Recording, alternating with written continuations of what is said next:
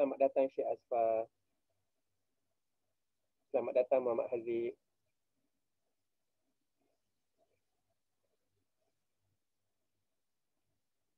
Selamat datang Alia Adriana.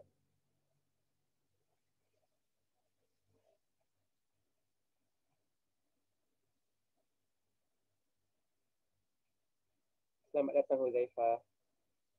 Ain Fatin, Danish Akasha. Lihat 10S, saya ingat.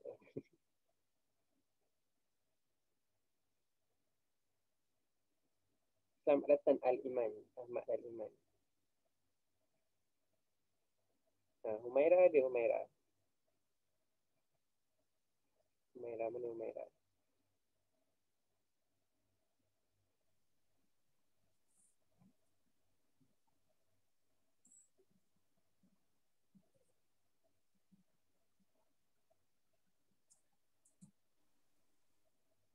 Okey, baiklah. Senang ya untuk hari ini kita akan sambung bab 4 sistem persekutuan. Vinesh ada Vinesh? Tak ada Vinesh.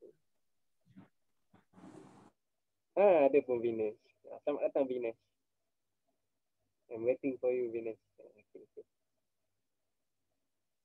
Okay. Tanpa melengahkan masa, kita mula ya.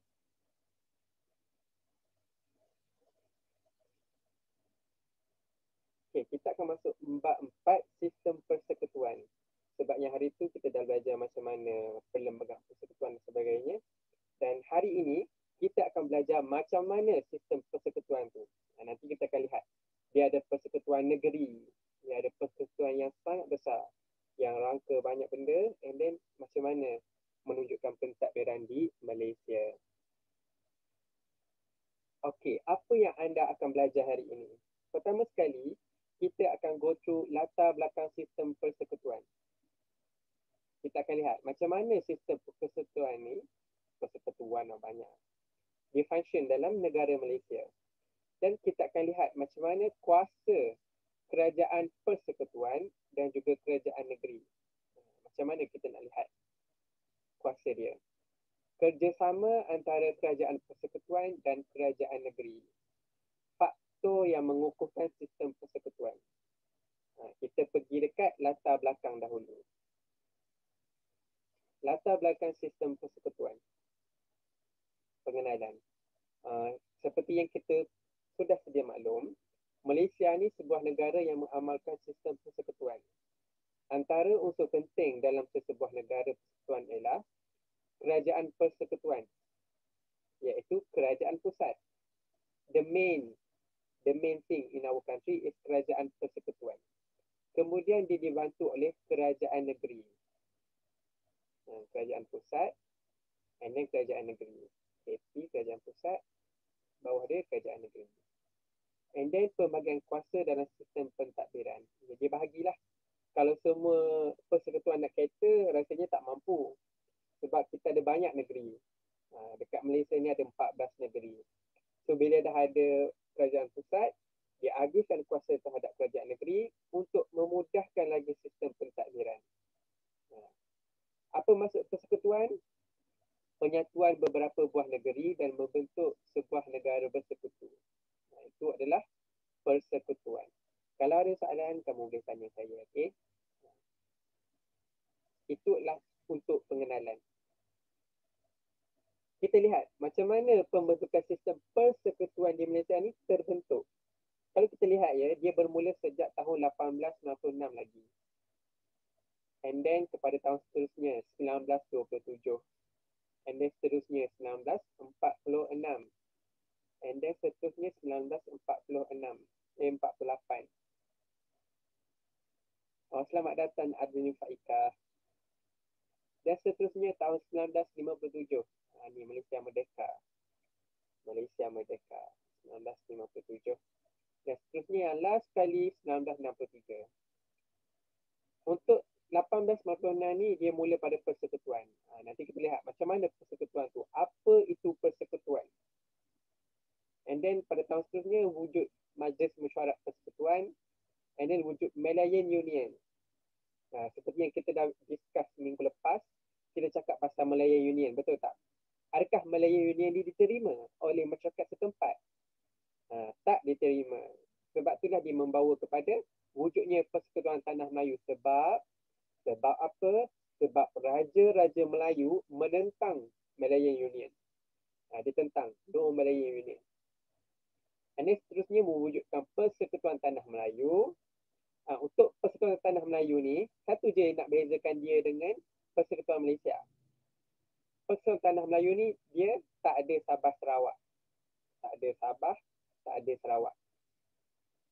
Bila tahun 1963 lah, baru ada Persekutuan Malaysia. Maksudnya, Sabah, Sarawak dan juga Singapura, dia masuk ke Persekutuan Malaysia. Kita lihat satu persatu. Kita lihat dulu Persekutuan 1896. Nombor satu ni. Sebuah persekutuan yang terdiri daripada 4 buah negeri Melayu ditubuhkan berdasarkan Perjanjian Persekutuan 1895. Berkuat kuasa pada tahun 1896, dikenali sebagai Negeri-Negeri Melayu Bersekutu. Okey. Saya nak tahu, ingat tak lagi Negeri-Negeri Melayu Bersekutu? Siapa ingat? Siapa ingat? Kalau ingat, cakap ingat dekat ruangan chat. Siapa ingat? Cakap saya ingat. Kalau tak ingat, cakap tak ingat. Saya recall balik. Ingat ke tak? Okay guys. Ingat ke tak? Saya tunggu. At least 1 orang, 2 orang respon pun tak apa. Ingat ke tak? Tak berapa ingat. Sedemikian ingat. Okay, tak apa. Saya ulang balik. Senang saja untuk Negeri Melayu Bersekutu ni. PSPS. Astagfirullahaladzim. Untuk Negeri Melayu ni PSPS. P Pahang, P Perak, Selangor, Negeri Sembilan. Itulah Negeri Melayu Bersekutu. Ingat je NNMB ni, ingat PSPS. PSPS. Pahang, Perak, Selangor, Negeri Sembilan. Itulah Negeri Melayu Bersekutu. Kalau negeri-negeri selat, awak ingat Singapura, Melaka dan juga Pulau Pinang.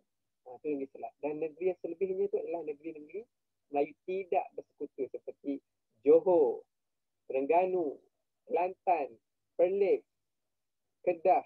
Itu negeri-negeri Melayu tak bersekutu. Okay. Saya ulang balik sebab nanti saya buat playlist ada soalan ni.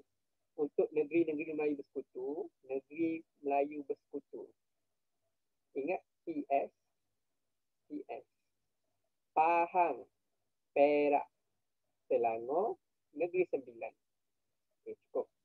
Tidak mempunyai agihan kuasa dan fungsi khusus antara kerajaan persekutuan dan kerajaan negeri. Banyak keputusan pentadbiran dibuat oleh Residen Jeneral di Kuala Lumpur sebagai pusat pentadbiran Negeri Melayu Bersekutu. First step, kalau kita lihat dekat ni Susu Galur panggil kronologi ni. Yang first ni, persekutuan ni terdiri daripada 4 negeri sahaja, iaitu Negeri Melayu Bersekutu. Kalau kamu ingat PS, dia pentadbiran dia tak begitu rapi sebab dia yang first kali. Dia tak tahu lagi nak buat macam mana. Sebab itulah pentadbiran dia tak ada fungsi khusus dan tidak mempunyai agihan kuasa. Tak tahu nak start dari mana. Nak takbir pun tak tahu. Sebab itulah kebanyakan keputusan dia Residen Jeneral yang buat kat Kuala Lumpur, pusat yang pentadbiran dia. Itu yang first. And then dia tukar pula. Dia dikenali sebagai Majlis Mesyuarat Persekutuan 1927. Sebab apa wujudnya Majlis Mesyuarat Persekutuan ini? Sebab untuk memperkemas tadbir urus persekutuan dan mengukuhkan kedudukan British di negeri Melayu. Dia nak perkemaskan tadbir urus persekutuan. Sebab yang ni bonok. Cakap apa? Kalut. Kalut sangat. Sebab tu Persekutuan 1896 ni. Kemudian diwujudkan Majlis Mesyuarat Persekutuan 1927 untuk perkemas. Masuk kuisis ni saya bintangkan. Macam mana nak ingat? Majlis Mesyuarat Persekutuan 1927. Ada 2 sahaja. 1, 2. Yang pertama, tadbir urus dan juga kedudukan. Saya buatlah kedudukan, saya buat British. Kedudukan British. Kita tick blue one. Takbir urus diperkemas dan juga kedudukan British pun diperkemaskan, diperkukuhkan. Itu ialah untuk Majlis Mesyuarat Persekutuan 1927. Okey. Saya nak tanya. Saya suka tanya sebenarnya. Saya nak tanya. Tak, boleh dengar cikgu? Kamu tak dengar ke suara saya, Vinesh? Dengar tak? Oh, voice saya slow. Okay, saya cuba kuatkan lagi. Dengar tak, Vinesh? Dengar tak?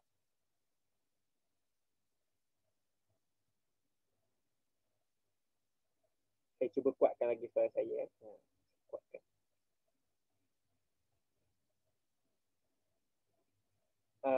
Saya ulang balik apa yang saya ajar tadi. Untuk Majlis Mesyuarat Persekutuan 1927. Okay, alright. Ini saya trauma dengan audio ni sebenarnya. Okay. Saya ulang balik. Untuk Majlis Mesyuarat Persekutuan 1927, kamu perlu ingat dua benda sahaja. Ini soalan kuisis ya. Perkemas takbir urus persekutuan dan memperkukuh kedudukan British di negeri Melayu. Senang sahaja. Kemas kukuh. KK. Kemas kukuh. Itu untuk persekutuan dan juga Majlis Mesyuarat Persekutuan. Kita pergi yang seterusnya pula. Yang ketiga, Kesatuan Malaya, Malayan Union 1946. Pada tahun 1946 ni, British berusaha untuk menyatukan pentadbiran semua negeri Melayu, Pulau Pinang dan Melaka. Kalau kita lihat negeri ini, dia merujuk kepada negeri Selat. Negeri Selat. Untuk membentuk sebuah kerajaan yang berbentuk kesatuan yang dinamakan Kesatuan Malaya 1946 atau dikenali sebagai Malayan Union. Okey, Malayan Union ni turut membayangkan pembentukan sebuah kerajaan pusat yang kuat di bawah kuasa Gubernur British. Walaupun dicuba baiki, kita masih lagi tak boleh keluar daripada cengkaman British. Nampak? Dia nak satukan pentadbiran Melayu, Pulau Pinang mai sini, Melaka mai sini, campur dengan negara negeri empat tadi, PSPS tu, iaitu Pahang, Perak, Selangor dan juga Sembilan, masih lagi berada di bawah pentadbiran Gubernur British. Okay. Malaya Union dilaksanakan dalam tempoh masa yang terhad dan gagal. Gagal sebab apa? Sebab dia mendapat bantahan daripada Raja Melayu dan orang Melayu itu sendiri. So, Malaya Union gagal. Diganti dengan apa? Diganti dengan Persekutuan Tanah Melayu 1948 yang kita belajar minggu lepas tu. Malaya Union gagal sebab raja-raja dia duduk berpakat, dia duduk berbincang cakap, kita tak nak duduk bawah British, kita perlu takbir kita sendiri. Sebab tu dia tak nak Malaya Union, dia wujudkan Persekutuan Tanah Melayu 1948. PTM ni, PTM 1948 ni, dia gabungan 9 buah negeri Melayu dan 2 buah negeri Selat. Maksudnya 9 buah negeri Melayu ni bersekutu dengan tak bersekutu tu pun dah join sekali lah. Dan 2 negeri Selat iaitu Pulau Pinang dan juga Melaka. Yang dikenali sebagai Persekutuan Tanah Melayu terbentuk melalui Perjanjian Persekutuan Tanah Melayu 1948. Perjanjian Persekutuan Tanah Melayu 1948 ni, dia menetapkan kuasa kerajaan persekutuan dan kerajaan negeri. Dia menetapkan kuasa. Saya highlight ya. Highlighter. Menetapkan kuasa. Siapa? Persekutuan dan juga negeri. Itu tugas PTM 1948. Pengagihan kuasa peringkat persekutuan dan negeri menandakan bermula era moden amalan persekutuan di negara kita. Nak tunjuk je kita ni dah keluar daripada kelompok kuno. Kita dah tak kampung sangat, kita dah moden. Kita dah keluar daripada cekaman British iaitu Malay Union tadi, dan kita cuba takbir di bawah Persekutuan Tanah Melayu yang lebih moden. Pesuruh Jaya Tinggi British dilantik sebagai ketua persekutuan. Raja-Raja Melayu memerintah negeri mengikut perlembagaan negeri masing-masing. Okay, walaupun kita dah keluar daripada Malay Union, tapi Pesuruh Jaya Tinggi British dilantik sebagai ketua persekutuan. Dan Raja-Raja Melayu memerintah negeri mengikut perlembagaan negeri masing-masing. Apa yang kita nak beza kat sini sebenarnya, mudah saja. Kalau Malaya Union, yang paling tinggi British, dia ada residen untuk setiap negeri, yang takbir pun British juga. Okay. Raja Melayu tak nak benda macam ni, jadi Raja Melayu cakap, hang boleh jadi Pesuruh Jaya Tinggi British, hang jadi ketua persekutuan, tapi untuk negeri ni, biar Raja yang takbir. Biar Raja yang takbir. Itu beza dia dengan Malaya Union, dengan Persekutuan Tanah Melayu. Itu beza dia. Boleh faham tak? Kalau tak faham, kamu beritahu je kamu tak faham. Saya cuba terangkan supaya kamu faham. Okay. Kalau tak ada, saya proceed terusnya. Yang kelima ialah Persekutuan Tanah Melayu 1997. 13 Ogos 1997, tarikh kita merdeka lah. Tanggal 31 bulan 8 57. Okay. Muncul Persekutuan Tanah Melayu yang merdeka. Persekutuan yang berasaskan Perjanjian Persekutuan Tanah Melayu ni, dia mewujudkan sebuah kerajaan persekutuan yang kuat bagi melicinkan pentadbiran negara yang berdaulat. Kalau kita lihat yang tadi, Persekutuan Tanah Melayu 1948 ni, dia baru nak mula. Bila yang kat sini, 1957, dia nak wujudkan kerjaan yang lagi kuat dan melicinkan pentadbiran. And then ada something new kat sini. Jawatan yang di-Pertuan Agong diwujudkan. Dia nak rolling siapa yang jadi YDP ni dalam kalangan raja di negara Malaysia. Sebagai ketua persekutuan, konsep persekutuan diperkukuh dengan sistem raja berperlembagaan dan demokrasi berparlimen. Apa yang kita belajar minggu lepas, kita belajar raja, betul tak? Raja berperlembagaan, demokrasi berparlimen, YDPA, iaitu ada 3 bidang kuasa dalam perundangan, pentadbiran dan juga kehakiman. Itu under YDPA. Senang saja nak bezakan Persekutuan Tanah Melayu 1948 dengan 57.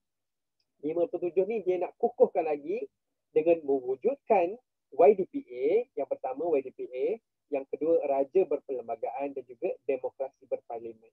Itu untuk Persekutuan Tanah Melayu 1957. Lepas tu ada tak lagi? Ada. Yang ni yang terakhir. After this tak ada lagi. Ada tak? Tak ada dah. Pembentukan sistem persekutuan Malaysia yang ke-6. Yang last kali, yang ni. Kalau kamu ingat ni, 16 September 1963 ni, disambut sebagai Hari Malaysia. Sebab apa Hari Malaysia? Sebab dia gabung dengan Sabah, Sarawak. Time ni pun Singapura pun join juga ni. Dinamakan sebagai Malaysia. Maka lahirlah sebuah persekutuan yang terdiri daripada 11 buah negeri Tanah Melayu, Singapura, 2 buah negeri Borneo iaitu Sabah dan Sarawak. Persoalan, kenapa Brunei tak masuk? Kalau kamu lihat ya peta, contoh ni peta Sabah Sarawak. Ni Sabah, ni Sarawak. Brunei ada kecil. Kenapa Brunei tak masuk? Siapa tahu kenapa Brunei tak masuk? Sebab apa Brunei tak masuk? Sebab Tunku Abdul Rahman, Perdana Menteri kita yang pertama, dia cakap macam ni dekat Sultan Brunei, Sultan Omar Saifuddin, tak silap saya. Dia cakap, marilah join Malaysia ni. And then Sultan cakap tak nak. Sebab apa? Sebab kalau join Malaysia, kadar cukai yang dikenakan terhadap kekayaan minyak contohnya, perlu diberikan 95% kepada kerajaan persekutuan yang kat sebelah semenanjung sana. Yang dapat dekat Brunei hanya 5% sahaja. Jadi Sultan cakap, kenapa pula? Nanti rugilah, yang untungnya belah sana. Sabah Sarawak di-join Sabah Sarawak di-join. And then Tunku Abdul Rahman pun macam tak puas hati. Dia cakap ni macam cuba desak.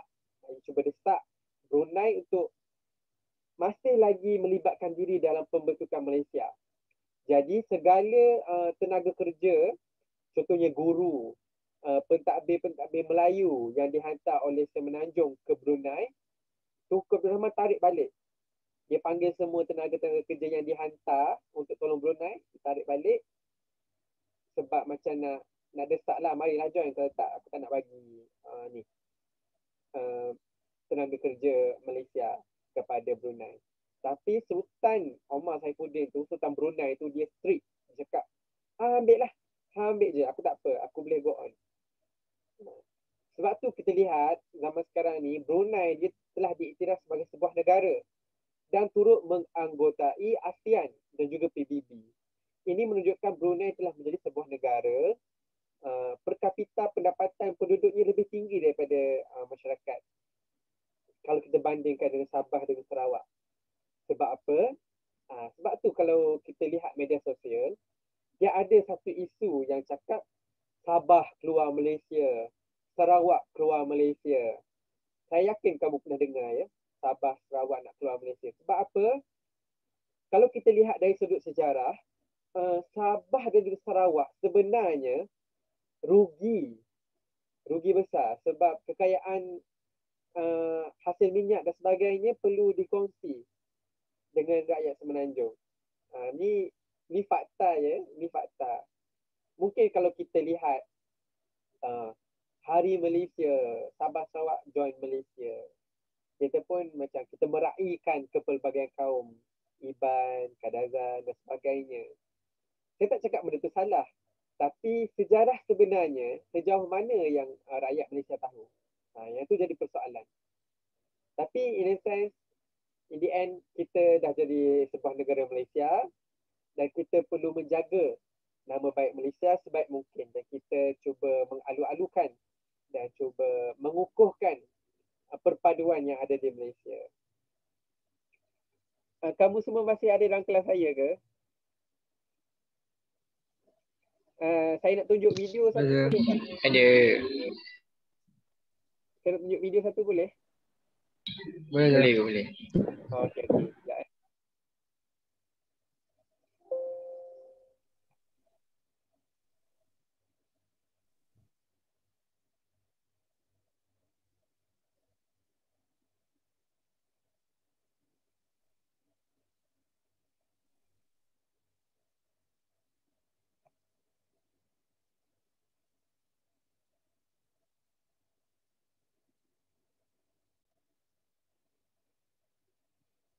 Kalau tak dengar sound bagi tahu saya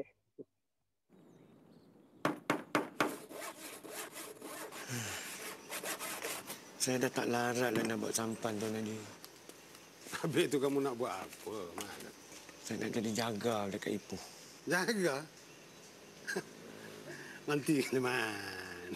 Hutang saya dengan Tuan Haji banyak. Tapi tak apa, nanti saya bayarlah. Ginilah, Man. Ni. Kau buatkan aku satu sampan. Serupa, sebiji rupa ini. Kayu, papan, paku. Kamu datanglah sini kedai ni, ambil saja. Janji kamu siap benda ni. Hutang kamu, aku kira selesai.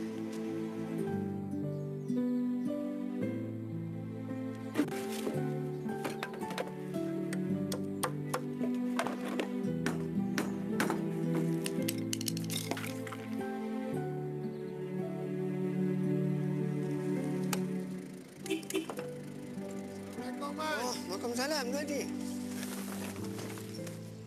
Siap dah kerja itu? Siap. Ni, barang yang kamu pesan tadi. Terima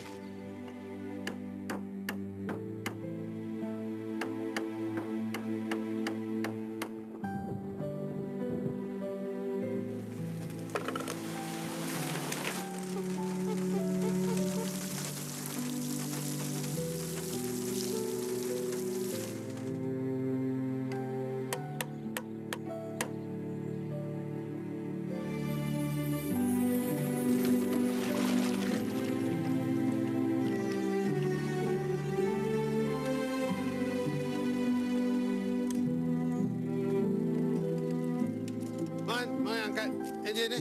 Iya, Tuan Haji. Aku dah tak minat lah dengan sampan. Kamu ambil lah enjin dengan sampan ni terus. Ya, betul, Tuan Haji.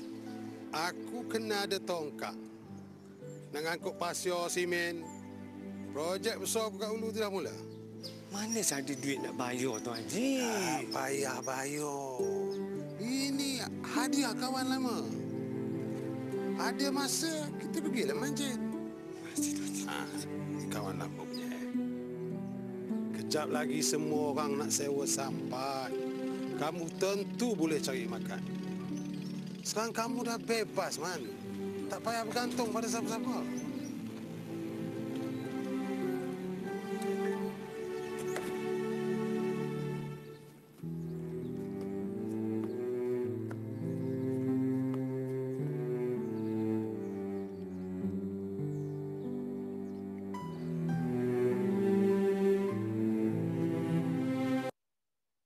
Okey.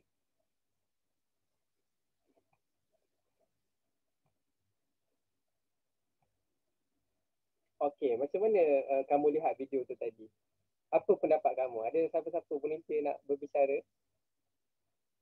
Ada volunteer? Seorang pun tak apa. Comelnya monyet. Memang monyet tu comel. Okey, saya pilih saya pilih seorang. Tak perlu stres pun. Kamu cakap je apa yang kamu rasa berdasarkan video tu. Pandangan kamu. Saya pilih Ahmad Iman boleh? Ahmad Iman, kamu di talian Ahmad Iman? Ya, Ahmad Iman. Berdasarkan video tadi, apa pendapat kamu?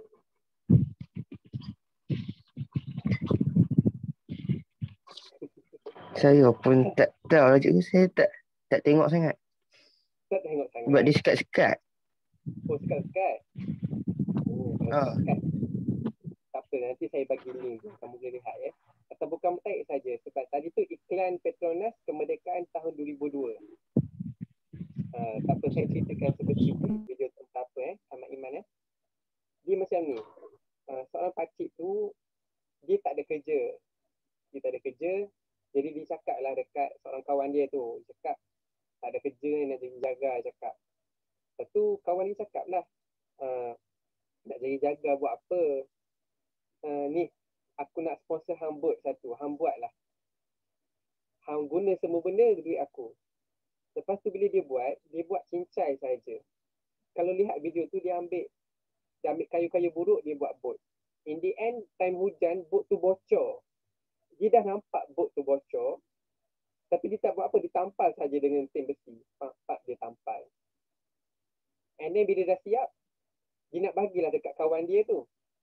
And then kawan dia cakap, ambil lah bot tu, aku tak nak. Aku nak beli bot yang lagi besar. Dia cakap dekat kawan dia, ambil lah.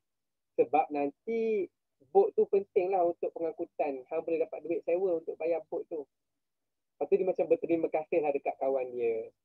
And then time dia nak bawa enjin bot tu kat kapal dia, dia lihat sampan dia dah tenggelam.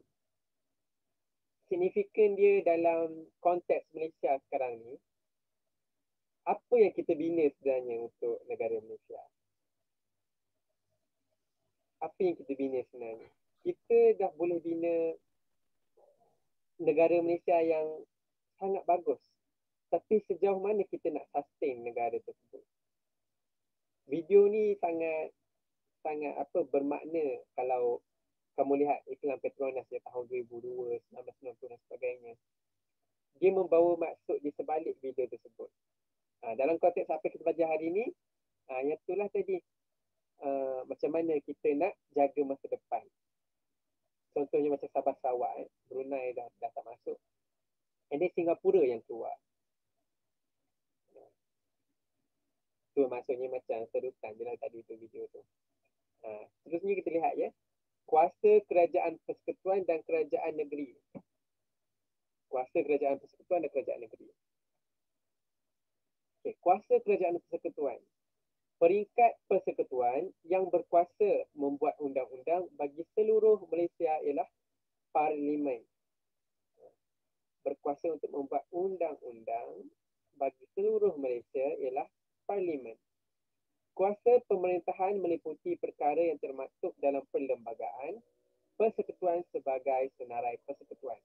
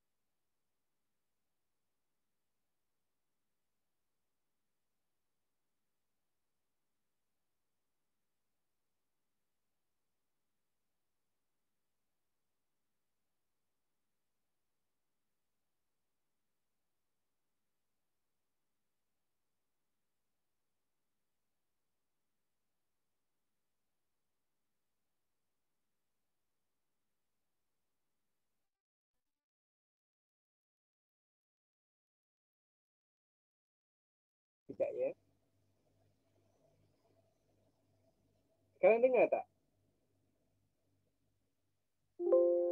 Dengar juga, dengar. Okay. Saya ulang balik kalau tak dengar. Okey. Untuk kerajaan persekutuan, dia kata banyak benda. Hal ehwal negeri, pertahanan, keselamatan negeri, pentadbiran keadilan, kewarganegaraan, kewangan, hubungan pengangkutan, pelajaran dan perubatan kesihatan. Okey. Sorry. Saya trauma dengan audio ni. Okey, perubatan kesihatan. Andai kata Pulau Pinang diserang oleh Zimbabwe, katakan. Zimbabwe serang Pulau Pinang. Zimbabwe bom Pulau Pinang. Bom meletup.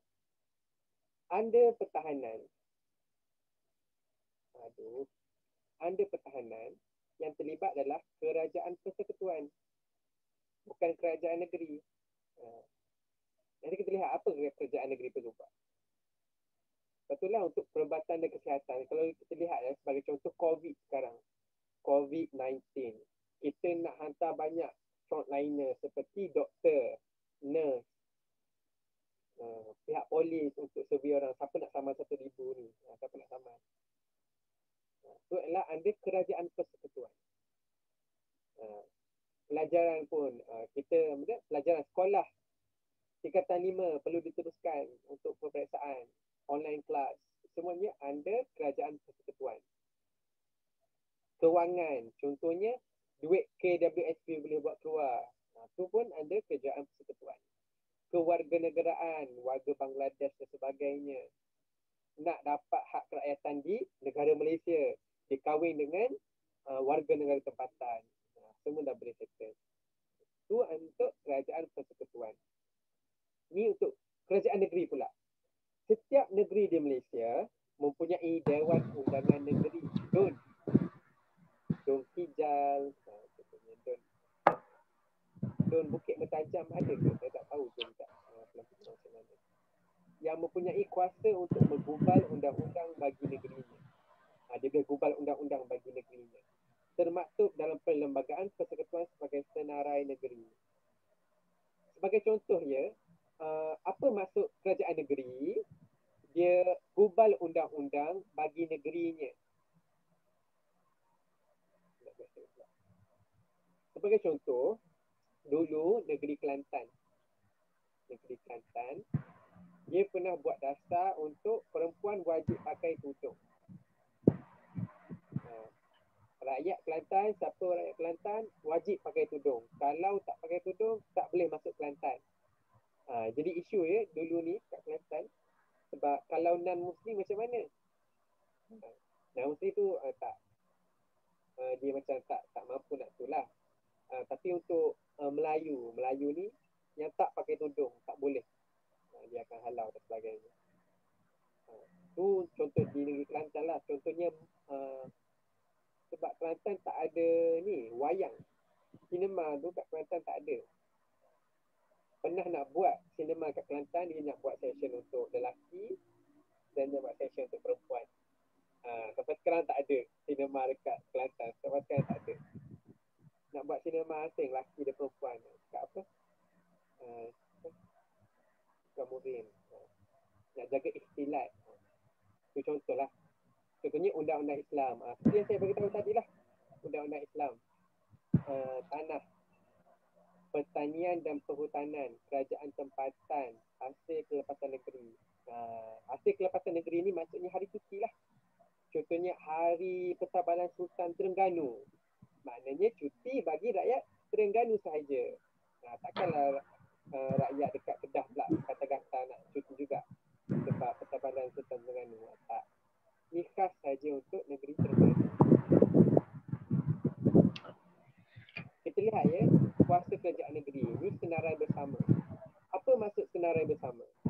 Senarai bersama ialah perkara yang membolehkan Parlimen dan DUN menggubal undang-undang untuk perkara yang sama.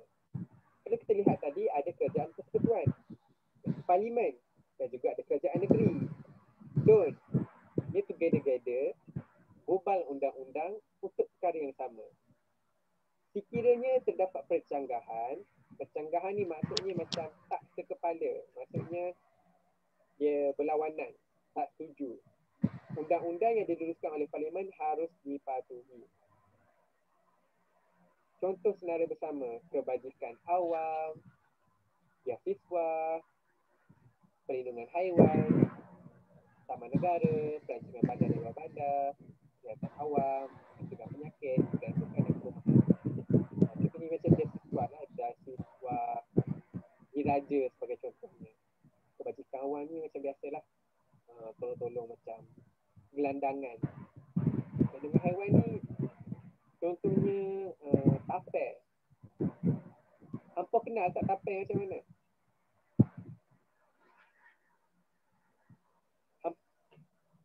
Hampa kenal tak tapel? Kenal. Kenal. Kalau tak dengar nak lukis ni, kalau tak tahu, tak kenal nak lukis. Tapel ni sebab dia extinction kan, dah nak pupus. Jadi contohnya tapel dekat Pahang. Tapel dekat Pahang, kerajaan negeri Pahang, dia together. Maksudnya dia bersama dengan kerajaan persekutuan. Dia bincang. Jadi dia keluarkan akta pelindungan haiwan liar seperti tapel. Tak boleh ni tembak, tak boleh panggil memburu. Sebab kat Malaysia ni dia ada pemburu haiwan. Contoh macam badak, gajah. Sebab cerita macam ni tak ramai orang tahu sebab dia tak diketengahkan. Sebab contohnya hutan negara kat Pahang tu besar sangat. Dia ada poaching macam pemburu. Dia tembak badak, dia dah dapatkan tanduk badak tumbuh tu. Dia nak jual untuk harga RM12,000, RM20,000. Sebab ada je orang nak beli tanduk macam tu dan juga gading gajah. Jadi itulah sumber pendapatan dia, tapi dia membahayakan dan mengancam kehidupan liar. Tu tak digalakkan. Itu untuk senarai bersama. Seterusnya untuk negeri Sarawak dan Sabah pula. Peruntukan tambahan Sabah dan Sarawak. Kerajaan negeri Sarawak dan Sabah diberi kuasa tambahan bagi menyesuaikan kemasukan negeri berkenaan ke dalam Persekutuan Malaysia. Sebab apa? Sabah Sarawak dia berbeza dengan Semenanjung. Jadi dia macam quite complicated sikit kalau kita nak samakan Sabah Sarawak tu dengan Semenanjung. Jadi untuk perundangan dia berbeza sikit. Contohnya, Sarawak dia ada undang-undang dan adat anak negeri, mahkamah anak negeri dan juga kereta api di Sabah. Kereta api di Sabah ni sebab dia link Sabah dengan Sarawak tu dia link melalui jalan kereta api. Di bawah Akta Imigresen 1963, Kerajaan Negeri Sarawak dan Sabah diberi kuasa untuk mengekalkan kuasa kawalan, kemasukan dan kediaman di negeri-negeri berkenaan. Sabah pula, undang-undang diri berkaitan perkahwinan, perceraian, penjagaan anak, nafkah dan berkaitan dengan anak keluarga, menyelidikan pertanian dan perhutanan, pengawalan makhluk rosak dan pencegahan pertanian penyakit tumbuhan. Penyakit tumbuhan ni macam pokok tu sakit. Bukan kita sakit tu sebab tumbuhan. Tumbuhan tu dia, kalau notice tak, kalau kamu lihat je pokok, saya letak pokok pokok, dia tak akan bersentuhan dengan sesama sendiri. Maksud saya macam atas pokok tu, kanopi pokok tu, contohnya daun daun. Ni pokok A, ni pokok B. Ni pokok C. Ni dari atas pokok dari atas. Kalau kita lihat pokok dari atas, dia tak bersentuhan sesama sendiri. Sebab apa? Sebab satu, dia pasal dengan fotosintesis, dia perlu cahaya matahari untuk terus hidup. Yang kedua, dia tak nak berjangkit. Dia ada social distancing, physical distancing antara pokok. Sebab penyakit tumbuhan ni dia berjangkit. Kalau pokok tu tak sihat, dia bersentuhan dengan pokok lain, pokok tu pun tak sihat. Dan benda ni dia jadi satu isu yang sangat besar lah untuk negeri Sabah dan Sarawak, sebab hutan dia sangat luas. Kalau pokok tu berpenyakit, kehidupan liar pun turut terancam. Fact ni tak ramai orang ambil tahu sangat, sebab yelah, siapa nak ambil tahu pasal hutan dekat Sabah Sarawak kan, kalau kita ni psikologi akal. Seterusnya, peranan kerajaan tempatan. Kerajaan tempatan peringkat ketiga diberi kuasa mentadbir dan melaksanakan tanggungjawab dalam sebuah kawasan, tempatan dan daerah kecil yang diwartakan. Dikenali sebagai pihak berkuasa tempatan, PBT. Berperanan memberikan perkhidmatan kepada penduduk setempat. Contohnya, kalau kerajaan persekutuan mentadbir seluruh negara, kecil sikit kerajaan negeri, kecil lagi kerajaan tempatan, PBT. Contohnya Majlis Pembandaran. Kamu tahu tak di Pulau Pinang, Majlis Pembandaran apa kamu? Boleh bagi tahu saya tak di ruangan chat? Saya nak tahu. Sorry cikgu, tak dengar cikgu. Tak dengar? Saya tulis soalan sini. Majlis Solo cikgu seru. Pembandaran kamu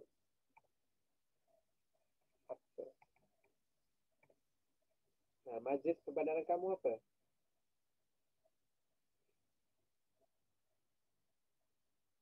Kalau cikgu, MPK.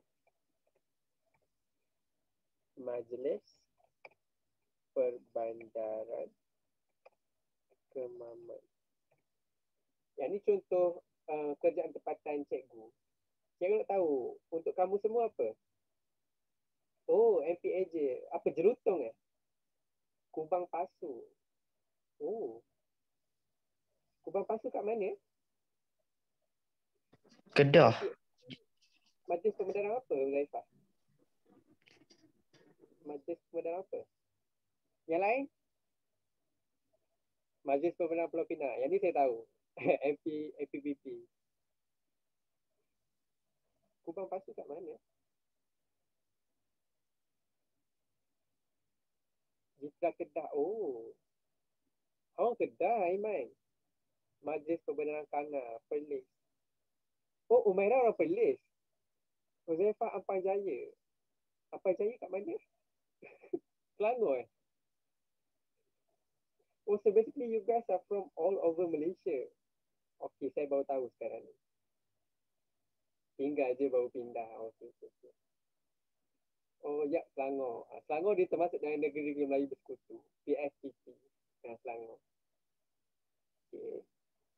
Next. Terima kasih untuk participation. Okay, kita sambung Itulah peranan pihak berkuasa tempatan. Dia buat apa? Tak apa cikgu kalau betul. Tak apa. Ini adalah PBT, pihak berkuasa tempatan. Kita tak lihat pihak berkuasa tempatan. Kalau kita ingat sekali lagi, yang atas sekali adalah kerajaan pusat, kerajaan negeri, and then PBT. Fungsi digariskan oleh Akta Kerajaan Tempatan 1976, Akta 171. Ni fun fact untuk fakta yang ni, kalau kamu tahu dan kamu juga ingat Akta Kerajaan Tempatan 1976 ni, kamu boleh guna dalam esei bahasa Melayu. Sebagai contoh, soalan dia cakap, apakah peranan yang perlu diwujudkan oleh pihak sekolah ataupun pihak tempatan untuk menjaga alam sekitar? Kamu boleh jawab, sebagai contoh, pihak kerajaan tempatan perlu memainkan peranan yang sangat penting untuk menjaga alam sekitar. Sebagai contoh, kita guna MPAJ tadi. Majlis Pemandaran Ampang Jaya perlu melaksanakan dasar-dasar yang mengikut Akta Kerajaan Tempatan 1976 gabungan Akta 171 untuk menjaga alam sekitar. Sebagai contoh dengan menyediakan perkhidmatan pembersihan, mengeluarkan lesen, membangunkan perumahan awam, menyediakan kemudahan, menyediakan pasukan bantuan penyelamat. Ingatlah peranan kerajaan tempatan. Apa yang masyarakat setempat nak buat untuk masyarakat setempat. Kerajaan tempatan nak buat apa untuk masyarakat setempat. Contohnya ada pasar malam, sebagai contoh ya, pasar malam. Pasar malam punyalah hektik seharian sampai malam. And then bila dah habis pasar malam, sampah banyak ni. Dekat jalan-jalan, sampah banyak kat jalan. And then, ingatlah tugas pihak berkuasa tempatan, PBT, untuk menyediakan perkhidmatan persembahan. Sebab tu kalau ada lori sampah, saya harap kamu tahu lah lori sampah ni. Lori sampah. Ingatlah peranan kerajaan tempatan untuk sampah. Bukannya kerajaan persekutuan. Dia tak ada masa pun nak handle benda macam tu. Ada lagi menyediakan perkhidmatan kecemasan. Sebagai contoh, mangsa banjir hari tu. Banjir dekat mana? Banjir dekat Pahang. Pihak kerajaan tempatan perlu mainkan peranan yang penting lah sebab tu ni untuk menyediakan pusat pemindahan. Dan dia adalah bantuan daripada kerajaan pusat dan kerajaan negeri. Menyediakan kemudahan awam. Kalau tandas pun tak ada dekat tempat tu, tak perlu wujudlah kerajaan tempatan ni. Tandas awam pun tak ada. Nak kencing pun pergi kat longkang. Jadi kerajaan tempatan dia perlu menyediakan kemudahan awam seperti pusat rekreasi, tandas awam, nak sightseeing ke apa, menyelenggara jalan raya. Jadi jalan raya yang kat Penang saya rasa tak ada masalah. Tapi kat tempat saya jalan raya dia agak berlubang kiri kanan. Kita nak elak lubang, kena lubang. Jadi kita elaklah kena lubang juga. Tak apa ni. Ini masalah peribadi saya lah, tak penting. Kemudian menyelenggara sistem saliran pengubahan lah, longkang. Kalau longkang tersumbat, air naik dan sebagainya. Cikgu lag. Okey.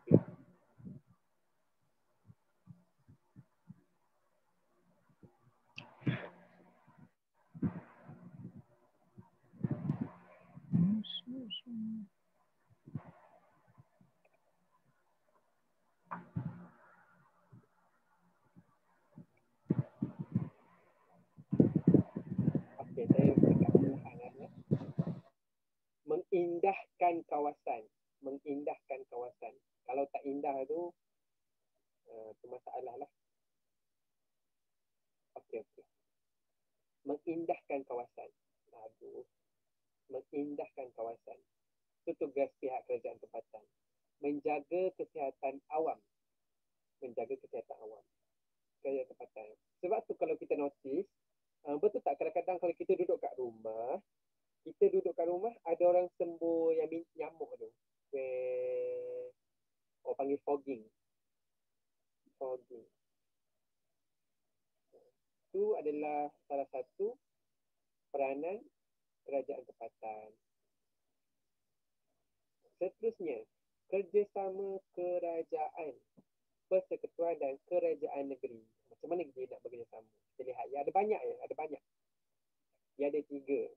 Kita lihat yang pertama, kerjasama pembangunan sosioekonomi dari segi sosial dan juga dari segi politik. Bagi menjayakan pembangunan sosioekonomi, kerajaan persekutuan menubuhkan agensi yang dapat memberikan bantuan kewangan dan kepakaran kepada kerajaan negeri. Kerajaan negeri pula menyediakan tanah untuk tujuan pembangunan. Kerana tanah di bawah bidang kuasa kerajaan negeri. Tanah di bawah bidang kuasa kerajaan negeri. Sebagai contoh, pembangunan tanah, pembangunan wilayah, pembangunan koridor wilayah. Ini adalah contoh pembangunan sosioekonomi. Pembangunan sosioekonomi. Ini. Saya buat warna hitam lah. Ni. Yang pertama ni, pembangunan tanah.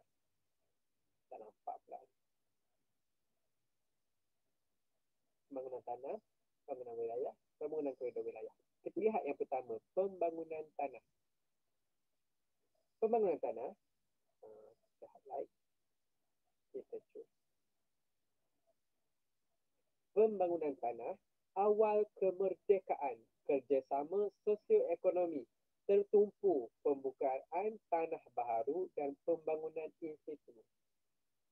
Okey, senang cerita. Kalau kau nak tahu apa maksud in situ, dia adalah setempat. In situ, kat situ je. In situ, kat situ. Itu adalah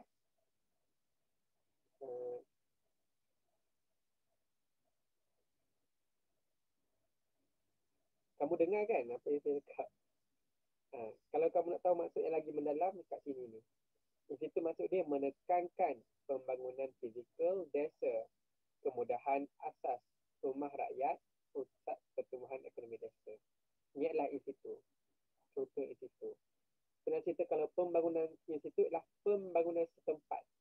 Dekat satu tempat tu dia ada rumah rakyat, dia ada pusat pertumbuhan ekonomi, dia ada banyak.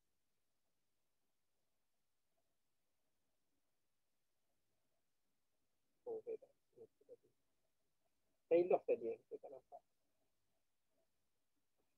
1956 ditubuhkan Felda atau Lembaga Kemajuan Tanah Persekutuan untuk mengurus dan menyalurkan bantuan kewangan kepada kerajaan negeri dalam usaha melaksanakan rancangan pembangunan tanah baru. Senang cerita, Felda ni lah. Felda sebelum merdeka lagi dah ada Felda untuk mengurus dan menyalurkan bantuan kewangan kepada kerajaan negeri.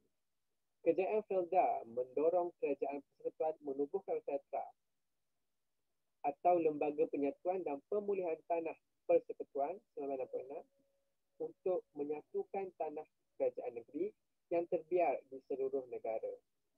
Contoh Felda, dia dikenali sebagai Federal Land Development Authority, FEDRA, Federal Land Consolidation and Rehabilitation Authority. Itu adalah contoh pembangunan tanah. Senang cerita, kalau kita back tadi, kerjasama pembangunan sosioekonomi, yang pertama pembangunan wilayah. Kita ingat Felda, Feltra. Dua tu sahaja. Felda, Feltra. Felda dan Feltra. Okay, seterusnya, kerjasama kerajaan persekutuan kerajaan negeri, pembangunan wilayah. Okay, macam mana pembangunan wilayah ni? Selepas 1970, kerjasama sosioekonomi diperluas kepada pembangunan wilayah berdasarkan pembangunan kawasan. Kerajaan persekutuan membuka kawasan lebih luas di beberapa buah negeri untuk membangunkan wilayah baharu. Sebagai contoh, kita lihat ya, agensi pembangunan di Sarawak.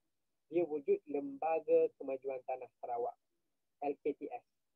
Dan juga Lembaga Penyatuan Pemeliharaan Tanah Sarawak, ALPRA. Ini dekat Sarawak. Lembaga Kemajuan Tanah Sabah, SLDB. Okey, senang cerita, apa benda sebenarnya semua benda ni? Felda, FEDRA ni apa benda? Senang cerita, dia macam ni. Kerajaan persekutuan dia nak takbir negara. Tapi bila nak takbir negara, dia perlu memastikan rakyat Malaysia mempunyai pendapatan. Jadi, dekat kawasan bandar tak ada masalah. Tapi, dekat kawasan luar bandar, itu jadi masalah. Macam mana kita nak wujudkan rakyat Malaysia yang ada pendapatan? Jadi, kerajaan, yang ni Tunku Abdul Rahman lah yang wujudkan Felda. Dia wujudkan Felda. Felda ni buat apa? Felda ni untuk ladang kelapa sawit, ladang getah, ladang kelapa. Dia buat dekat penduduk kampung, and then supaya penduduk kampung boleh ambil kelapa sawit tu untuk proses, untuk buat produk dan sebagainya. Sebab itulah Felda dan Petra ni, dia macam salah satu cara lah untuk penduduk kat kampung untuk dapat duit. Dapat duit. Itu Petra Felda. Sebab itulah untuk pembangunan tanah. Kalau tak tanah tu tak membangun. Pembangunan wilayah pula sama lah juga. Tapi untuk Sabah Sarawak. Contohnya kat mana? Ada ni. Lembaga Kemajuan Wilayah. Lembaga Kemajuan Wilayah Kedah. Lembaga Kemajuan Wilayah Pulau Pinang, Perda. Lembaga Kemajuan Kelantan Selatan, Kesedar. Lembaga Kemajuan Terengganu Tengah, Ketengah. Lembaga Kemajuan Pahang Tenggara, Dara. Pendek dengar. Lembaga Kemajuan Johor Tenggara, Kejora. Inilah contohnya Kedah, Kesedar, Ketengah, Dara. Macam lagu pula. Kedah, Kesedar, Ketengah, Dara. Kedah, Kesedar, Ketengah, Dara. Kejora. Senanglah kau nak ingat. Kenapa dipanggil Dara? Apa rasional cakap Dara?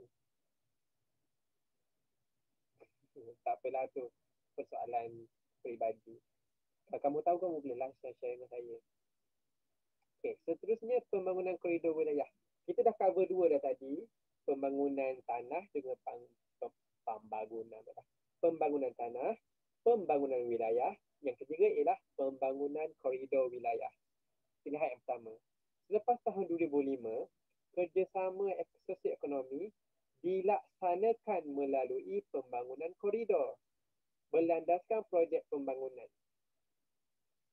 Pembangunan koridor wilayah merupakan perancangan strategik jangka panjang yang memberikan tumpuan kepada pembangunan negeri dan wilayah kurang pesat, bertujuan mewujudkan keseimbangan pembangunan negeri dan wilayah. Apa beza dia tadi? Apa beza pembangunan tanah, pembangunan wilayah dengan pembangunan koridor wilayah? Senang cerita, kalau kita lihat koridor dekat sekolah, betul tak? Dekat sekolah kan ada koridor. Koridor tu kan panjang. Koridor tu kan menggabungkan kelas yang berlainan. Contohnya ada kelas 5A, 5B, 5C. And then ada koridor.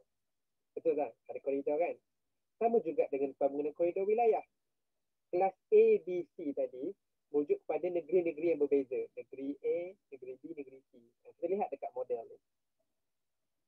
Ni koridor selatan dengan Johor. Tahun 2006. Wujud apa? SJER. Rancangan Pembangunan Iskandar atau SOH Johor Economic Region. South Johor Economic Region. SJER. 2007 pula, koridor di mana? Perlis, Kedah, Pulau Pinang, Utara Perak. Nampak koridor tu dia macam dekat-dekat je. Ada ke koridor yang menghubungkan blok ni dengan blok belah sana? Tak ada kan? Tak ada. Ni blok koridor mana tak ni? Koridor Pahang, Terengganu, Kelantan, wilayah Timur Eastern. Oh, ni ada. Wilayah Tengah Sarawak, terus Sabah. Tak boleh hak nanti. Kerjasama Pemulihan Khazanah Negara. Berapa dah ni? 73 minit.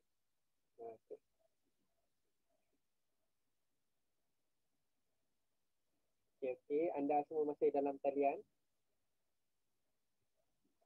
Ya, Ego. Okay, thank you Dennis Akasha. Kerjasama Pemulihan Khazanah Negara. Kita lihat macam mana kerjasama pemulihan khazanah negara ni. Senang cerita, untuk memulih khazanah negara ni ada dua sahaja. Ada dua sahaja yang kita belajar, iaitu pengurusan taman laut, pengurusan taman negara dan juga pengurusan taman laut. Ada dua ni sahaja. Saya colour sikit, yang nampak. Malaysia merupakan negara yang terkenal dengan kekayaan flora dan fauna. Betul lah. Siapa boleh bagi contoh flora satu yang sangat glamour? Cepat-cepat. Rafflesia. Okay, good. Siapa tu? Siapa cakap Rafflesia tadi? Din Akashayo. Danish Akasha. Okay. Kalau fauna? Harimau. Okey, harimau. Boleh harimau? Sapai ke badak ke? Okey, ikut Danish. Terima kasih. Bagi mengekalkan warisan biodiversity untuk kepentingan generasi kini dan akan datang, kerajaan pada setiap peringkat bekerjasama mewujudkan rangkaian kawasan fenomena seperti taman negara dan taman laut. Taman negara dan taman laut. Yang ni side track sikit. Kalau kita taman laut, sebagai contoh di Pulau Perhentian. Pulau Perhentian. Pulau Perhentian, kalau saya pergi tahun lepas, tahun 2020 lah. 2020, saya pergi. Taman laut dia dah tak macam dulu. Kalau kita pergi snorkeling, kita dapat lihat taman laut tu dah macam terhapis. Dah tak ada warna. Patutnya tumbuhan tu ada warna dan sebagainya. Dia tak macam dulu pada tahun 1990. 1990. Kalau pergi waktu ni, sangat cantik. Sebab apa taman laut ni dah tak cantik macam dulu? Senang sahaja. Sebab pembangunan. Bila pulau perhentian tu, dia dibangunkan, maksudnya ada banyaklah konkrit. Konkrit, kena bawa minyak, banyaklah konkrit. Bila nak bina tu mesti ada pasir dan sebagainya. Jadi ekosistem laut di sekitar pulau tu dah terjejas sebanyak 60%. 60% dah terjejas. Yang kalau kamu pergi ke pulau perhentian pun, kamu akan dapat lihat 40% sahaja tu yang tinggal. Kalau masih lagi dibangunkan kawasan pulau perhentian tu, na'udzubillah, saya pun tak tahu. Tapi kemungkinan lah pada 10 tahun akan datang, kalau tak dijaga, kehidupan taman laut tu akan pupus lah. Tak dapat diselamatkan. Okay, ini adalah pengurusan taman negara. Okay, kalau habis ni kita pergi dekat quizzes habis pengurusan taman negara dan juga ada banyak mana lagi.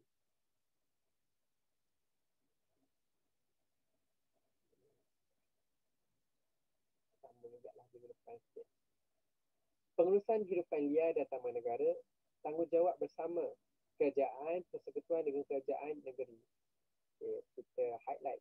Senang je. Highlight. Tanggungjawab bersama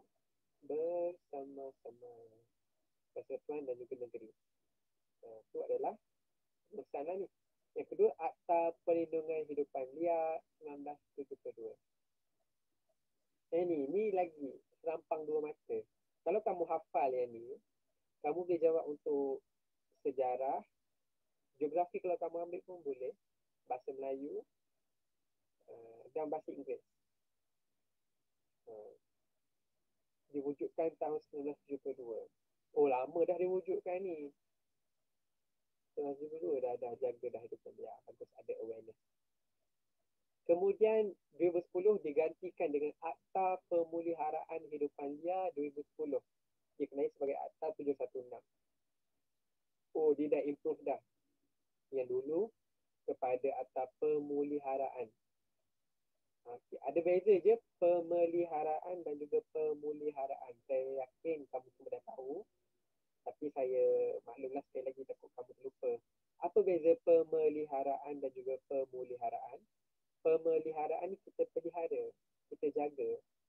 Maksudnya kita jaga supaya tak terjejas. Kalau kita ada nak jaga hati pasangan kita, kita pelihara, kita jaga hati dia supaya tak broken lah, sebagai contoh. Tapi kalau pemeliharaan, kita jaga hati orang yang broken. Dia putus dengan ex dia ke apa, dia jaga, dia pulih. Kita jaga supaya dia pulih baik seperti sedia kala. Itulah beza pelihara dengan pelihara. Tahun 1972-78, Kerajaan Persekutuan mengambil alih pentadbiran semua jabatan mergas tua negeri di Semenanjung. Apa maksud mergas tua? Mergas tua ni lah. Burung-burung berterbangan, mergas tua di hutan. Mergas tua tu adalah jenis-jenis burung. Jabatan mergas tua dinamakan Jabatan Perlindungan dan Hidupan Liar dan Taman Negara Perhilitan. Mergas tua ni bukan sahaja burung lah. Semua haiwan-haiwan lah. Pengurusan Taman Negara Sarawak di bawah pengurusan Perbadanan Perhutanan Sarawak. Taman Negara di Sabah di bawah Jabatan Hidupan Liar Sabah. Seterusnya pengurusan Taman Laut. Kita pergi quick lah. Kita pergi cepat-cepat sikit.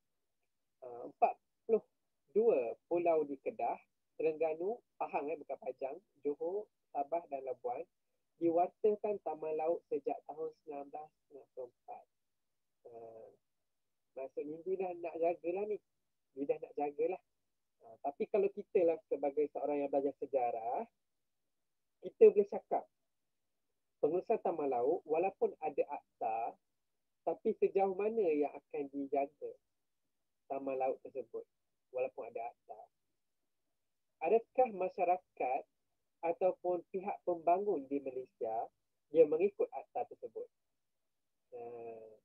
Contohnya kalau kita sebut pasal isu banjir di Pahang. Isu banjir di Pahang. Sebab apa banjir sebenarnya? Mungkin orang boleh cakap, itu sebab Tuhan nak buat banjir. Ataupun apa-apalah alasan.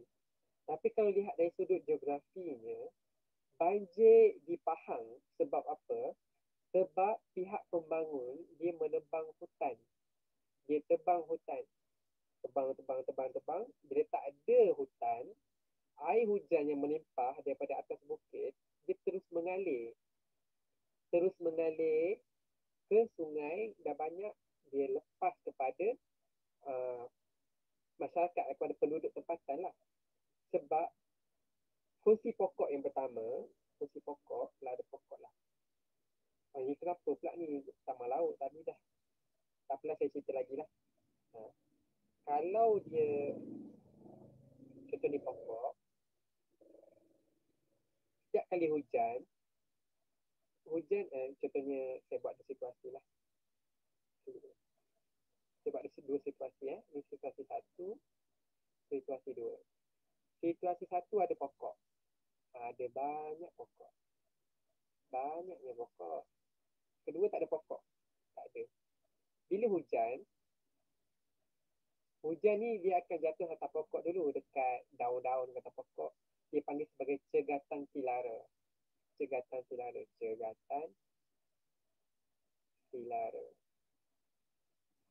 Maksudnya bila hujan dia tak direct jatuh kat tanah. Dia jatuh mengalir kat pokok di tanah terus sampai ke akar.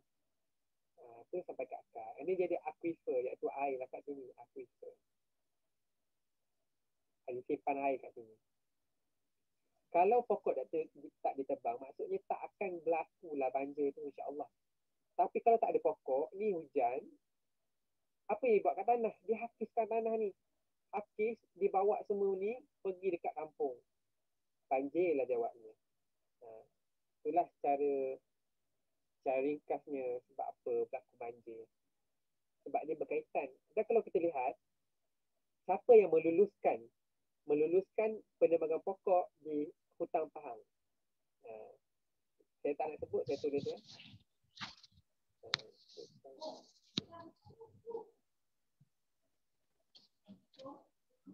Yang meluluskan penebangan pokok. Saya kelas saya ni, saya mengajak kamu untuk berfikir secara rasional. Kita boleh buat pengambilan secara peribadilah.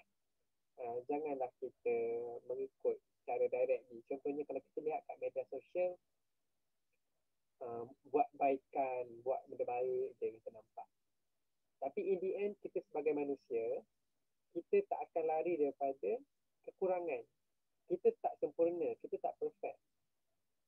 So, kamu sebagai orang yang belajar sejarah, kamu boleh buat judgement dan kamu boleh nilai yang mana baik, yang mana buruk. Saya tak cakap yang orang yang menuliskan dia tu tak baik. Maksudnya macam dia adalah faktor-faktor di sebalik tu yang menyebabkan. Contohnya faktor ekonomi dan sebagainya. Banyak pula sembang. Yang kedua, kerajaan persekutuan membentuk dasar berkaitan taman laut. Kerajaan negeri berkuasa terhadap pembangunan pulau. Nampak? Berkuasa terhadap pembangunan pulau. Datuk kalau tak membangun pulau, macam mana pula nak maju? Sebab tu dah cakap, dia macam setiap kebaikan tu mesti ada keburukan. Dia ada pros and cons dia. Tugas kita untuk nilai yang mana banyak baik, yang mana banyak buruk. Sebab kita ni orang yang belajar sejarah. Penyelesaian pentadbiran dibuat melalui mesyuarat majlis astagfirullahalazim, terbelit lidah. Majlis Penasihat Kebangsaan Taman Laut dan Rizab Laut. Rizab Laut ni maksudnya kawasan laut yang nak dijagalah, yang tak boleh nak dicerobohi. Tak boleh nak masuk. Rizab ni dah masuk macam yang terjagalah, perlu jaga, tak boleh explore. Jabatan Taman Laut Malaysia ditubuhkan pada tahun 2007, bertanggungjawab keseluruhan dasar pengurusan taman laut di Malaysia. 2018, baru lagi ni. Pengurusan taman laut dipindahkan ke Jabatan Perikanan Malaysia. Dipindahkan kepada Jabatan Perikanan Malaysia. Dulu saya ingat Jabatan Perikanan Malaysia ni lebih kepada, kamu tahulah, nelayan kan, bagi saya. Tapi sekarang ni dah dipindahkan dah pada tahun 2018.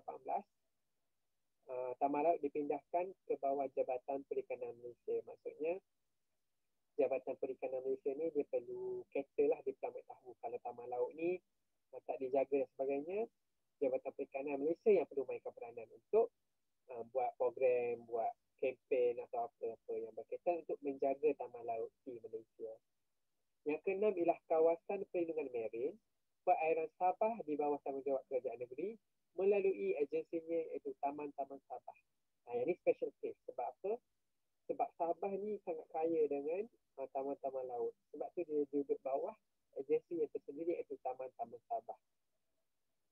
Okey. 716. Nak proceed ke nak terus quizzes ni? Banyak juga ni. Kita cuba habiskan sampai sini lah. Ke kamu semua dah letih? Kamu semua capek ya?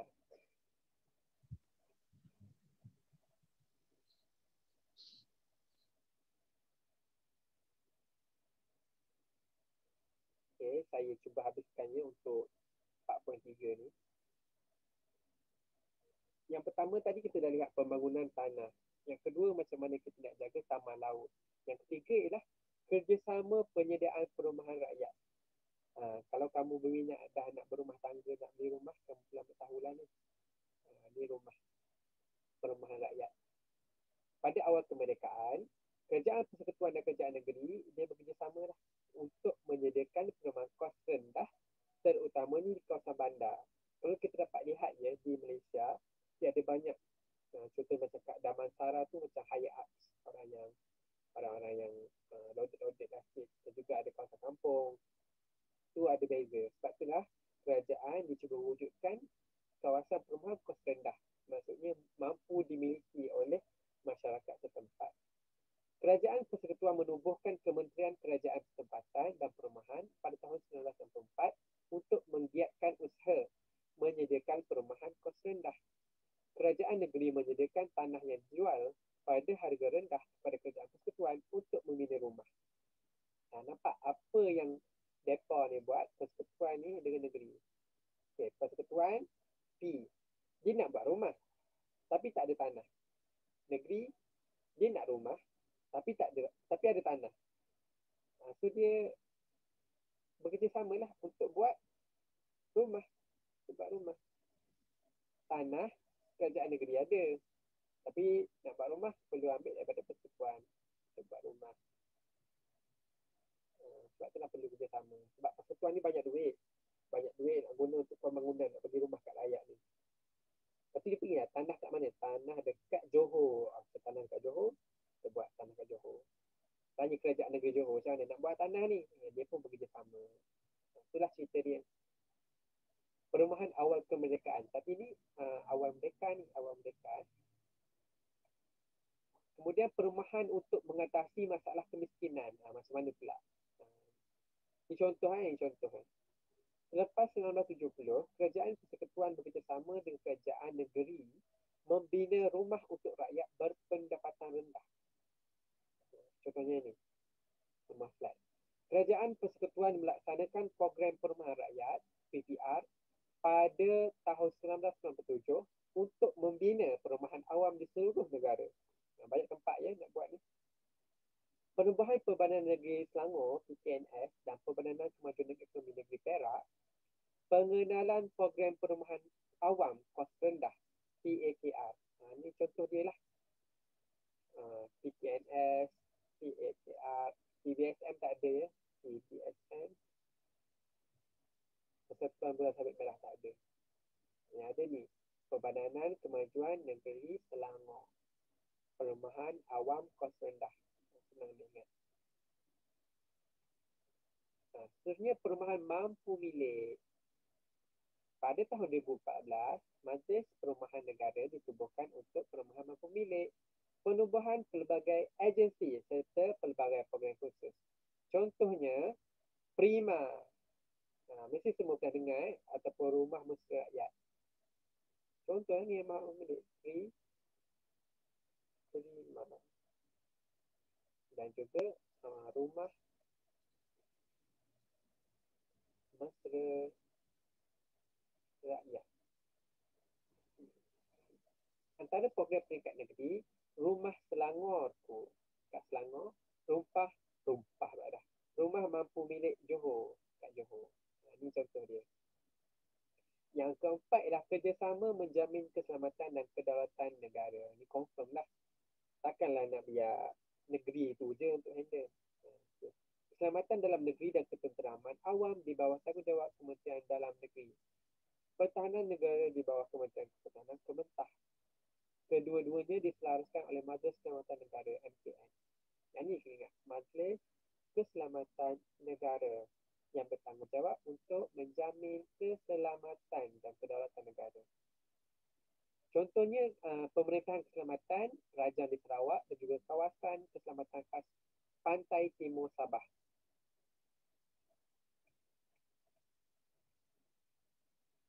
Tempat tak nak ambil ni.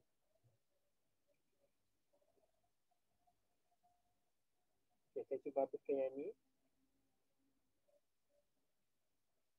Saya cuba buat quizzes lah. Tak nampak ni. Kita sambung yang ni minggu depan. Kerjasama kerajaan persekutuan dan kerajaan negeri.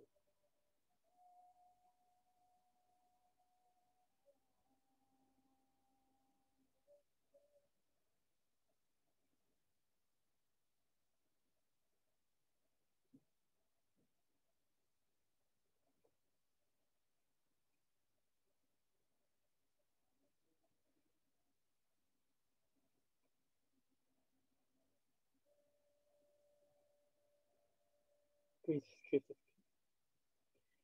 Okay, Vinesh. Wait lah.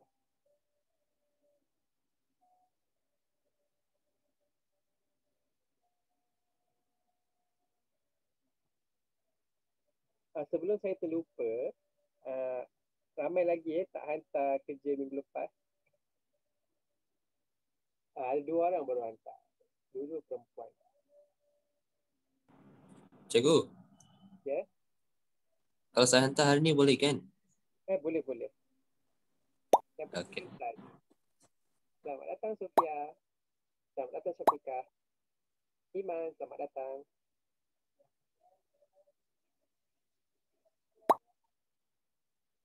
Iman juga. Ramai ni Iman.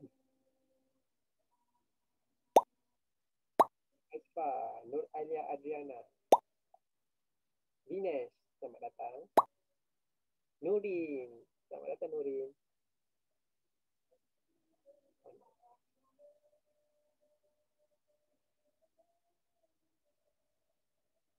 Akasha ada Akasha.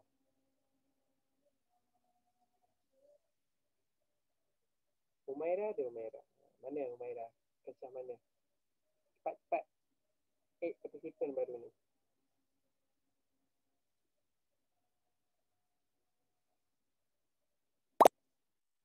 Haziq, selamat datang Haziq. Dani, selamat datang. Jepah, siapa Jepah? Oh, Huzaifah. Aduh, Huzaifah. Ambil nama Jepah. Aifatin. Umaira. Okay, ada pun Umaira.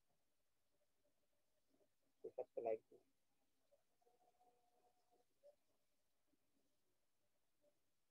Dennis, oh, Dennis dah ada lah.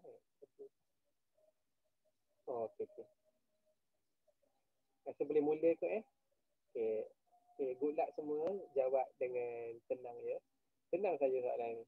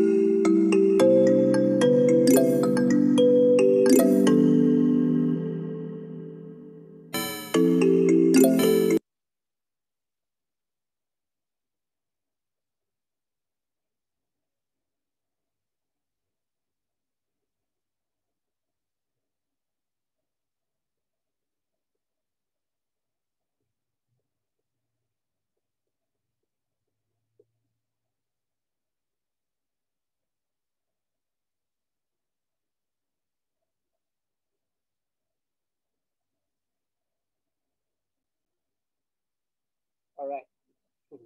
Thank you, Zaifah. Kita tunggu kawan kita ya.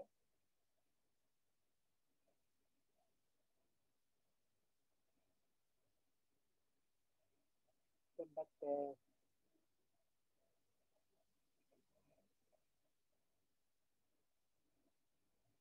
Saya rasa earphone ni tak guna pun earphone ni. Tak kena. Wayang je pakai earphone.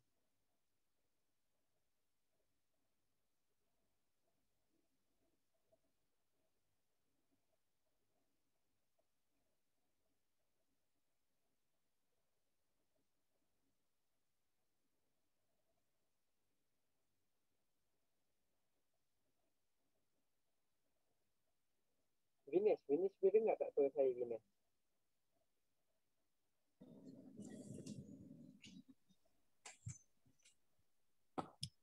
Boleh dengar cikgu. Okey. Terima kasih. Tak tahu tu je sebab saya trauma dengan audio ni. Thank you. Okay, mana?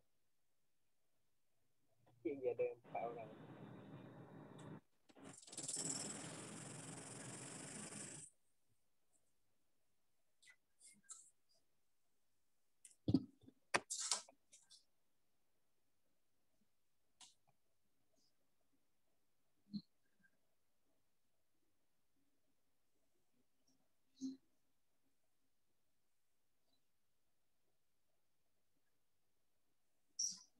Tiga orang lagi.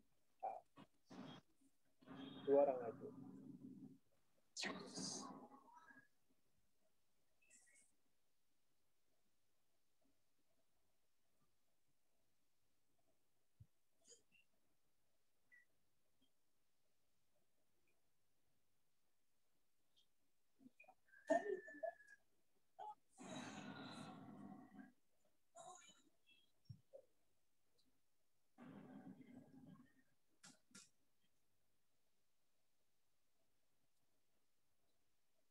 Orang je lagi.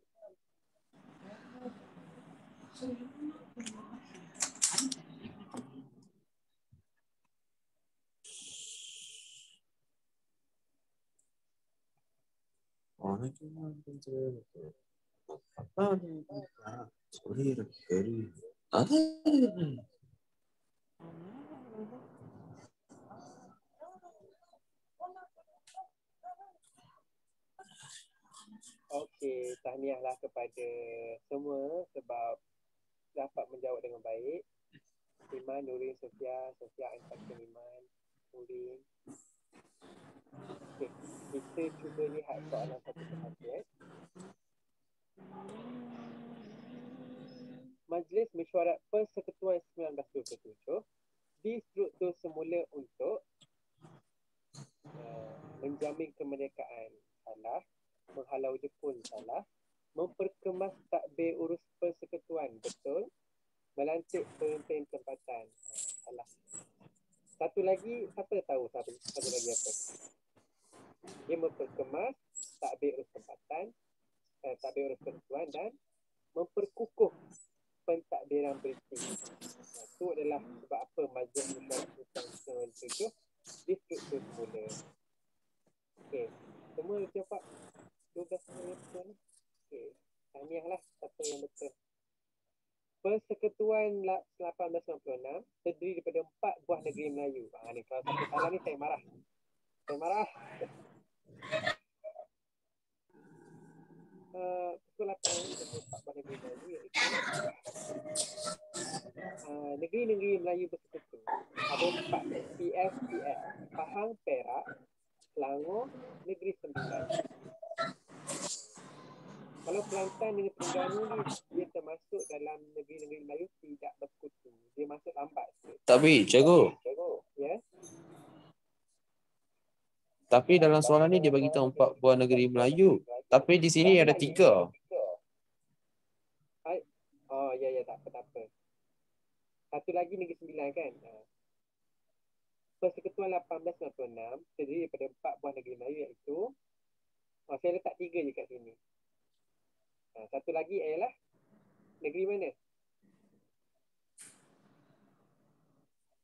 Negeri Sembilan. Okay, Negeri Sembilan. Thank you. Sebab kalau ikut 4 buah negeri Melayu ni memang dah sekaligus.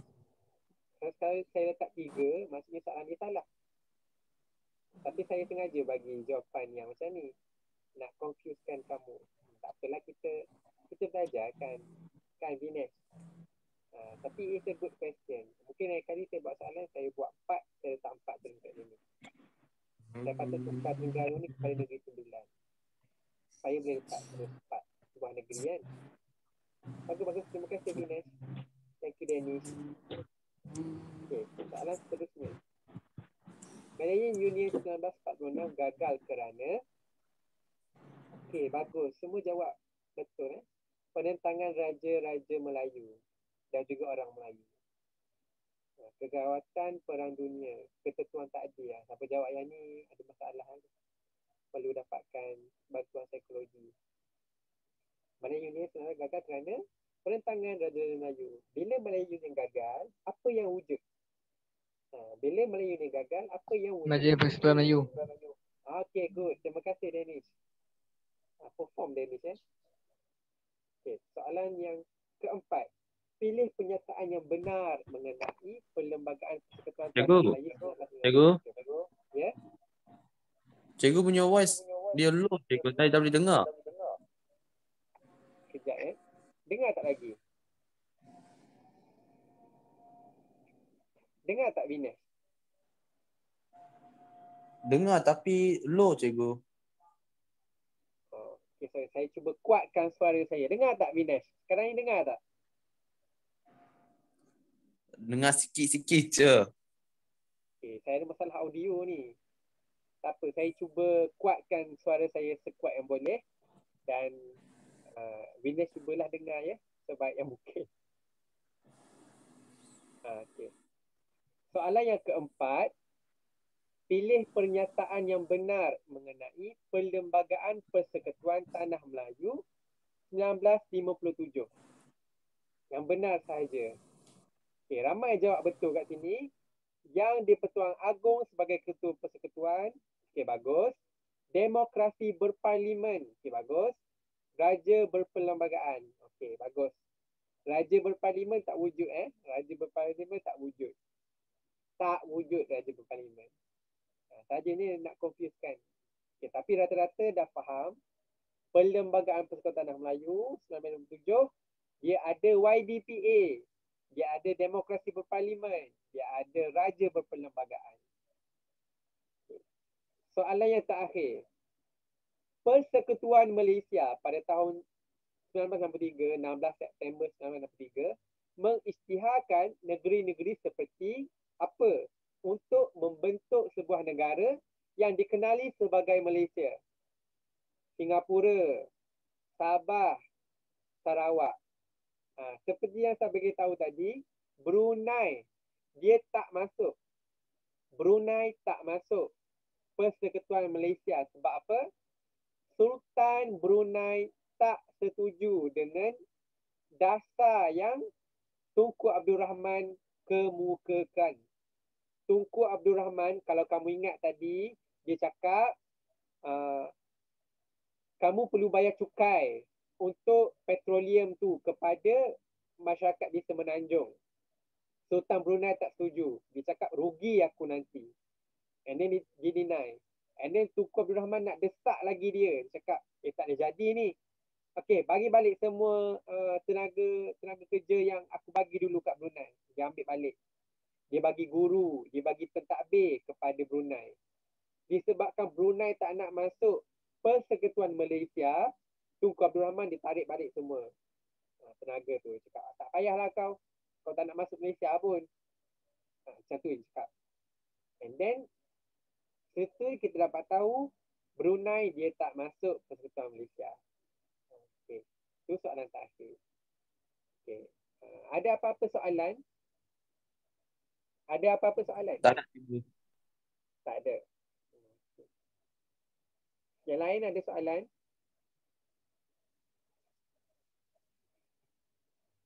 Tak ada, Ayu. Oh, tak ada. Thank you. Ahmad Iman cakap tak ada. Hazib cakap tak ada. Okay. Kalau tak ada, saya harap ilmu hari ini yang saya kongsi, yang kamu pun kongsi dekat saya harap bermanfaatlah untuk kita semua. Pertama sekali, saya mohon maaflah Vinesh kalau suara saya tak cukup kuat, audio problem ke apa. Itu ialah kekurangan saya sendiri. Saya cuba baikilah macam mana yang patut. Saya doakan kamu semua untuk terus bahagia, terus happy, jangan stres. Saya doakan kamu untuk sentiasa bahagia dan teruskan belajar. Saya halalkan semua ilmu yang saya bagi hari ini. Kalau ada kekurangan, maafkan saya. Sekian sajalah daripada saya untuk kelas kita petang ini. Assalamualaikum dan Terima kasih semua. Terima kasih cikgu. Sama-sama Dinesh. Masih go. Sama-sama. Alright. Thank you Cikgu. teacher. You're welcome. Cikgu. Sama-sama Umaira. Waalaikumsalam. Cikgu. Okay, sama-sama Danish. Have a nice day. Okay. Thank you, sir. Welcome Alia Adriana.